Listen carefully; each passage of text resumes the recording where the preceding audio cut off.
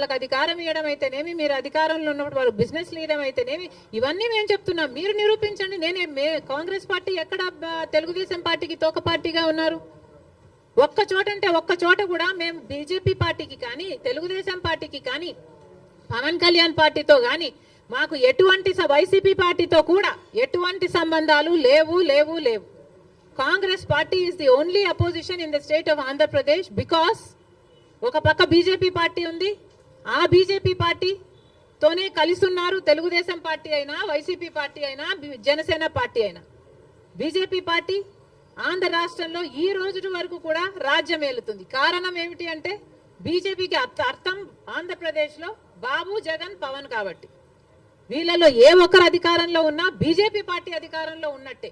ఎందుకంటే బీజేపీ పార్టీతో వీళ్ళు పొత్తులు పెట్టుకున్న పార్టీలు. ఒకరు సక్రమంగా పెట్టుకుంటే ఇంకొకరు అక్రమంగా పెట్టుకున్న పార్టీలు, అంతే తేడా. ఒకరు బహిరంగంగా పెట్టుకుంటే ఇంకొకరు రహస్యంగా పెట్టుకున్నారు, అంతే తేడా. కానీ ఆ మొత్తం బీజేపీతోనే ఉన్నారు. జగన్మోహన్ రెడ్డి గారైనా, చంద్రబాబు గారైనా, జనసేన పవన్ కళ్యాణ్ గారైనా. ఒక్క కాంగ్రెస్ పార్టీ మాత్రమే ప్రజల పక్షాన నిలబడింది, ప్రతిపక్షంలో నిలబడిన పార్టీ ఈ రోజు ఆంధ్ర రాష్ట్రంలో.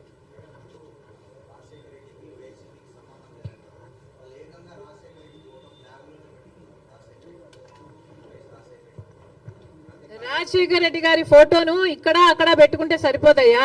ఇక్కడ ఉండాలి. ఇక్కడ ఉంటే రాజశేఖర రెడ్డి గారి ఆశయాలు ఈరోజు నిలబడిండు.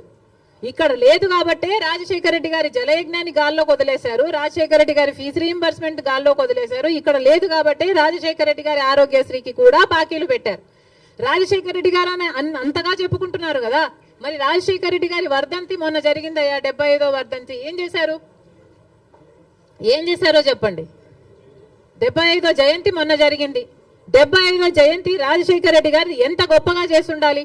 మరి ఏం చేశాడు జగన్మోహన్ రెడ్డి గారు? 75వ జయంతి కోసం ఇడుపులపాయకి వెళ్ళారు.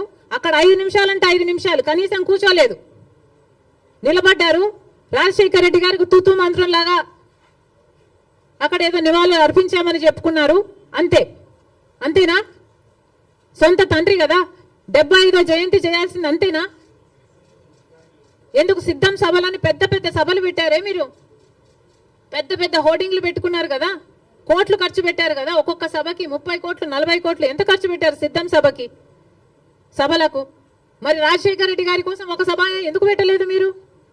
75వ జయంతి కోసం కనీసం ఒక సభ పెట్టడం కాదు కదా, కనీసం వైసీపీ నాయకులు కార్యకర్తలైనా కలిసి నివాళులు అర్పించారా? ఏం చేశారు మీరు? ఇలాగైనా రాజశేఖర రెడ్డి గారి జయంతి జరుపుకోవాల్సింది. 75వ జయంతి కదా, స్పెషల్ కాదా? మీకేం అనిపించలేదా? మా నాయకుడు కాబట్టే, మా తండ్రి కాబట్టే, మా కాంగ్రెస్ పార్టీ ఓన్ చేసుకుంది కాబట్టి రాజశేఖర రెడ్డి గారి కోసం మేము అంత పెద్ద సభ పెట్టడం జరిగింది.